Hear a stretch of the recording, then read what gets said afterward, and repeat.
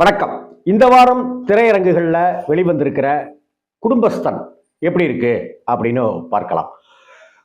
நக்கலைட்ஸ் அப்படின்னு மிக பிரபலமான ஒரு யூடியூப் சேனல் அவங்க இந்த படத்தை தயாரிச்சிருக்காங்க அப்படிங்கிறதும், இந்த படத்தில் நிறைய அவங்க தான் டீம் ஒர்க்காக இணைந்து செயல்பட்டு இருக்காங்கிறதும் பாராட்டுக்கள். முதல்ல சினிமாவுக்குள்ளார அடியெடுத்து வச்சிருக்கிற அவங்களுக்கு நம்மளுடைய பாராட்டுக்களை, வாழ்த்துக்களை தெரிவிச்சுப்போம்.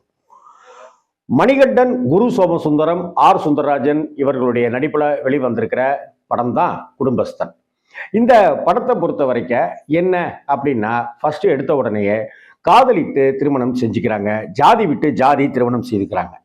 அப்ப ரெண்டு வீடுமே கடுமையா எதிர்க்கிறாங்க. மாப்பிள்ள இவங்களுக்கு முன்னாடி நம்ம வாழ்ந்து காமிக்கணும் அப்படின்னு இருக்காங்க. அப்படிப்பட்ட சூழ்நிலையில ஒரு கட்டத்துல பையனுடைய வீட்டில் ஏத்துக்கிறாங்க. ஆனா பொண்ணு வீட்டில் ஏத்துக்கவே இல்லை.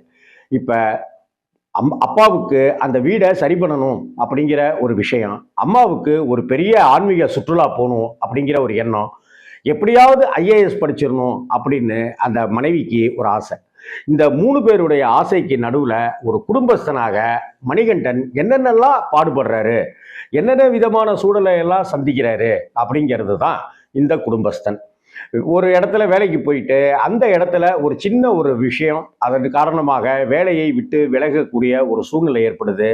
அதன் பிறகு வீட்டில் வேலை போயிடுச்சு அப்படின்னு சொல்லாம அப்படியே மறைச்சிக்கிட்டே வர்றது, அப்படி மறைக்கிறதன் மூலமா கடன் வாங்குறது, கடனுக்கு மேல கடன், கடனுக்கு மேல கடன் அப்படின்னே போயிட்டு இருக்கிற இந்த வாழ்க்கையில அப்பாவுடைய ரியல் எஸ்டேட் பிஸ்னஸையும் பண்ணாம அவர் பார்க்குற வேலையையும் விட்டுட்டு அடுத்தடுத்து என்னென்ன பண்றாரு, எப்படியெல்லாம் குடும்பத்தை காப்பாற்றணும்னு நினைக்கிறாரு. ஒரு கட்டத்தில் தன்னுடைய மனைவி கர்ப்பமாயிட்ட சமயத்தில் இந்த குழந்தை நமக்கு வேணுமா, இந்த குழந்தை பிறக்கணும், பிறக்கிறதுக்கு பிரசவ செலவு இருக்கு, அதுக்கப்புறம் ஸ்கூல்ல சேர்க்கணும், பால் பவுடர் வாங்கணும், அதை வாங்கணும், இதை வாங்கணும், 16 வருஷம் ஸ்கூல்ல படிக்க வைக்கணும், அதுக்கப்புறம் பிஜி யூஜி அப்படின்ட்டுலாம் படிக்க வைக்கணும், அதுக்கப்புறம் கல்யாணம் பண்ணி கொடுக்கணும், அதுக்கப்புறம் குழந்தை பிறக்கும், வளகாப்பு நடத்தணும், குழந்தை பிறக்கும், காது குத்தணும், அப்படி இப்படின்னு போய்கிட்டே இருக்கும். இவ்வளவு செலவுகளுக்கு நம்மகிட்ட இருக்க காசு அப்படின்னுலாம் மனைவி யோசிக்க, அவர் சுருந்து போக, இருந்தாலும் அதையும் தாண்டி நம்ம ஜெயிச்சிடலான்னு ஒரு மிடில் கிளாஸ் ஒரு இளைஞன் எப்படி ஜெயிச்சிடலான்னு ஆசைப்படுறானோ, கனவு காண்றானோ, அதே போல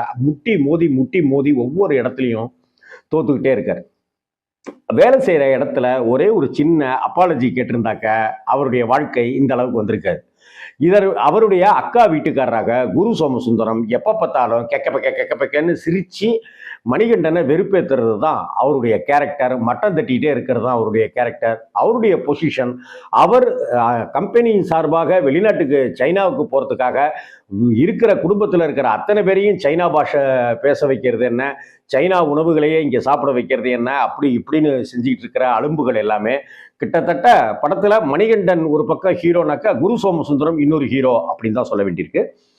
அவர் ஒரு கட்டத்தில் சைனாவுக்கு போக முடியுதா இல்லை போகாமல் விட்டுட்டாங்களா அந்த நிறுவனத்தில், அப்போ அவர் எடுக்கிற முடிவு என்ன, இங்கே மணிகண்டன் எடுக்கிற முடிவு என்ன அப்படிங்கிறத படத்தில் கலகலன்னு சொல்லிட்டு கடைசி 20-25 நிமிடங்களுக்குள்ளார கதைக்குள்ளார வந்து தடன்னு சோக காட்சிகளை கொண்டும் நெகிழ்வான விஷயங்களை கொண்டும் இங்கே அப்பா அதாவது அன்னைக்கு இருக்கே கொண்டு வந்தால் தாய், கொண்டு வந்தால் தந்தை, கொண்டு வந்தாலும் வராவிட்டாலும் தாய், சீர்கொண்டு வந்தால் பத்தினிய சகோதரி அப்படின்ட்டுலாம் இருக்கே, அதே அந்த கான்செப்டை வச்சுக்கிட்டு இங்கே காசு தாங்க மேட்ரு, பணம் இல்லாட்டினாக்கா யாருமே நம்மளை மதிக்க மாட்டாங்க அப்படிங்கிற கான்செப்டோட அதே கொஞ்சம் காமெடியோட, கொஞ்சம் இல்லை அதிகமாகவே காமெடியோட சொல்லப்பட்டிருக்கிறது தான் இந்த குடும்பஸ்தன்.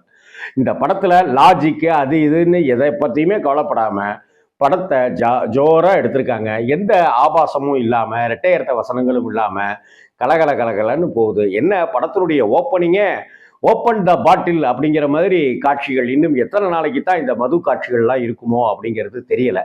படத்துல மணிகண்டன் பிரமாதமான நடிப்பை வழங்கியிருக்கிறாரு. அவருக்கு இணையாக குரு சோமசுந்தரத்தோட நடிப்பு பிரமாதமா இருக்கு.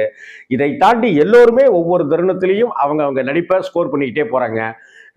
முக்கியமா மணிகண்டனுடைய அம்மா கதாபாத்திரத்துல வந்திருக்கிறவங்க வெளுத்து வாங்கியிருப்பாங்க.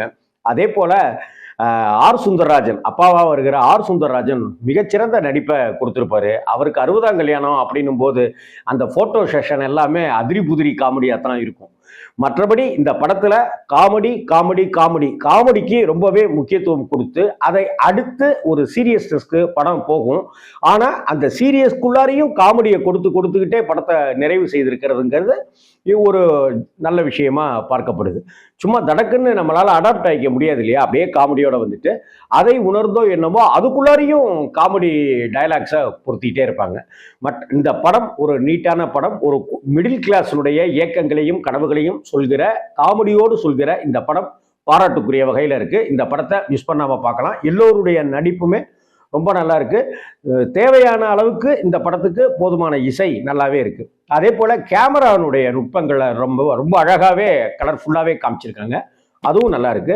ஆர்ட் டைரக்ஷன் ஒர்க்கு, மணிகண்டனுடைய வீடு காமிக்கிற விஷயமா இருக்கட்டும், அது நம்ம வீடு மாதிரி இருக்கு. அதே போல குரு சோமசுந்தரத்தோட வீடு காமிக்கும் போது அது அப்பர் கிளாஸ் அந்த ஸ்டைலில் அந்த வீடு இருக்கு.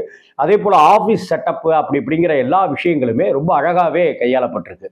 டைரக்டர் ஃபர்ஸ்ட் படம் இது. இந்த படத்தை ரொம்ப அழகாகவே பண்ணியிருக்கிறாரு. அவருக்கும் நம்மளுடைய பாராட்டுக்கள். இந்த குடும்பஸ்தன் திரைப்படத்துக்கு என்னுடைய மார்க்கு கிட்டத்தட்ட 42க்குள்ளார நான் தருவேன். நான் 40லேருந்து 42க்குள்ளார நான் தரேன் அப்படின்னு நான் நினைக்கிறேன். நான் இந்த குடும்பஸ்தன் பொறுத்த வரைக்கும் என்ன டிராபேக்கு அப்படின்னு சொன்னாக்க, இன்னைக்கு காட்சி ஊடகம் அப்படின்னெல்லாம் நம்ம மாற்றியாச்சு. சினிமாவை வந்து விஷுவலைஸ்டாக காமிக்கிற இந்த காலகட்டத்தில் படம் முழுக்க வார்த்தைகளாலேயே நம்ம காது நிரம்பிக்கிட்டே வருது. எல்லாருமே குறைச்சலாவே யாரும் பேசல. அவங்க பேசுறாங்க, அடுத்தாப்புல இவங்க பேசுறாங்க, அடுத்தாப்புல இவங்க பேசுறாங்க, கொச்சொன்னு பேச்சு இருந்துகிட்டே இருக்கிறது. அந்த முகபாவனைகளுக்கு உண்டான முக்கியத்துவங்கள், எக்ஸ்பிரஷன்ஸு, கேமரா நகர்வுகள் அப்படின்லாம் இல்லாமல் இருக்கிறது ஒரு சின்ன ஒரு டிராபேக்காக இருந்தது.